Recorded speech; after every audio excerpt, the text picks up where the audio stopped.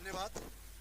र Mongol national organisation Nawalparasi जिल्लाको दूसरा ऐतिहासिक आज यस कार्यक्रममा उपस्थित मंगोल नेशनल अर्गनाइजेसन लुम्बिनी प्रान्तीय नवलपरासी जिल्लाका संयोजक अध्यक्ष इन्द्र कुमार गुरुङज्यू लगायत प्रमुख अतिथि शानबहादुर मेचीज्यू, विशेष अतिथि रिन्जेन तामाङज्यू लगायत केन्द्रबाट पाल्नु भएको अतिथि गणज्यू र यसै गरी लुम्बिनी प्रान्तीय सभाका अध्यक्ष कुलवीर घरदिक मगरज्यू लगायत लुम्बिनी प्रान्तीय सभाका सदस्यज्यू, अतिथि गणज्यूहरूमा र यसै कार्यक्रममा आज उपस्थित हुनुभएका मिडिया कर्मीज्यू, सुरक्षाकर्मीज्यू, कलाकार तथा यहाँ उपस्थित आदरणीय दाजुभाइ, दिदीबहिनी, आमा बुबा, मित्रज्यूहरूलाई म मंगोल नेशनल अर्गनाइजेसनको तर्फबाट लुम्बिनी प्रान्तीय सदस्य निर्वाचन आयोग संयोजक इन्द्रबहादुर तामाङको तर्फबाट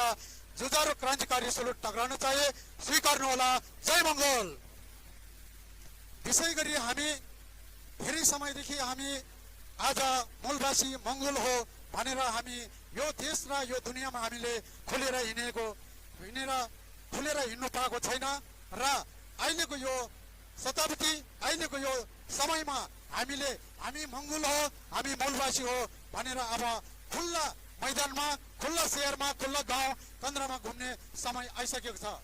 जबसम्म तपाईले आफ्नो मूलवासी मंगोल हो म भनेर तपाईले आफ्नो पहिचान दिएर आफ्नो गाउँ ठाउँमा, आफ्नो शहरमा तपाईले मंगोल हो, म मूलवासी हो भनेर तपाईले भन्नुहुन्न, तबसम्म हाम्रो हक अधिकार पाउनु हुने छैन। हक अधिकार भनेको के हो भन्दाखेरि सबभन्दा पहिला हामीले भोट माग्दाखेरि मंगोलको कुरा गर्दाखेरि, मूलवासीको कुरा गर्दाखेरि सबभन्दा पहिला हामी आफूले आफू शिक्षक हुनु पर्यो। आफूले आफू शिक्षक भएपछि बल्ल घरको मान्छे शिक्षक हुन्छ र टोलको मान्छे, गाउँको मान्छे, यसै गरी वाडा गाउँ सबैको शिक्षक हुन्छ। शिक्षक हुनु हामीलाई बहुत जरुरी छ। त्यस कारणले गर्दाखेरि आज हामी आफ्नै आफूलाई शिक्षा नभएको कारणले गर्दाखेरि हामी आज अधिकारविहीन छ। हामीले कुनै अधिकार प्राप्त गर्न सकेको छैन। तपाईले देखेकै छ यो दुनियाँमा जहाँ पनि हेर्नुहोस् यो आर्य वर्गको सत्तालेको साथीहरू मात्रै उच्च दर्जाको देश चलाउने ठाउँमा मात्रै छ। तपाईले अहिले हेर्नुहोस् जिल्लामा जानु, न्याय पाउने ठाउँमा न्यायाधीश पनि आर्य, सिडिओमा तपाईको न्यायाधीश बनाउनुसम्म जानुहोस् त्यहाँ पनि आर्य, तपाईको मालपोत अफिसमा जानु त्यहाँ पनि आर्य। सम्पूर्ण उच्च अधिकारीहरू सबै सेना, पुलिसदेखि लिएर सबै ठुलो चाहिँ आर्यहरू मात्रै छ। यो देश कसको हो? मूलवासी मंगोलको हो। मंगोलको हुँदाखेरि हामीलाई त्यो अधिकार किन पाइन? हामी 80% हो, 20%ले चाहिँ 97% लोकसेवा खाएको छ भन्दाखेरि 80%ले जम्मा तपाईको 7% लोकसेवा पाएको छ।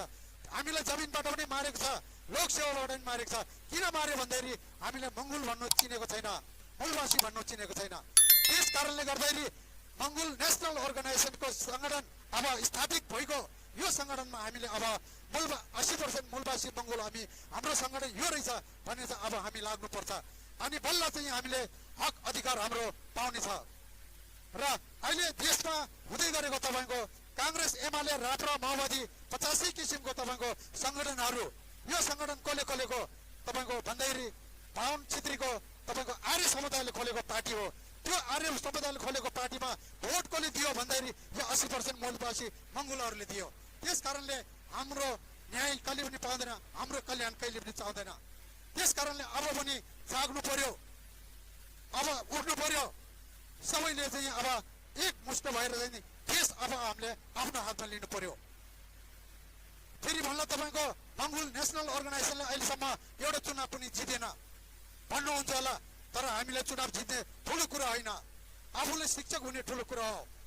र अहिले मंगोल नेशनल अर्गनाइजेसनबाट हामीलाई तपाईको टिकट पाउनु नै हाम्रो, उम्मेदवार पाउनु नै हाम्रो जित हो। त्यस कारणले गर्दाखेरि तपाईहरु पनि आफ्नो ठाउँमा सरकार बन्नु पर्यो, आफ्नो ठाउँमा उभिनु पर्यो। सबै चाहिँ मूलवासी मंगोल भनेर चाहिँ तपाईको हाम्रो यो देशमा चाहिँ अब नेतृत्व गर्नु पर्यो। अब यो देश मूलवासी मंगोलले चलाउने समय आइसकेको छ।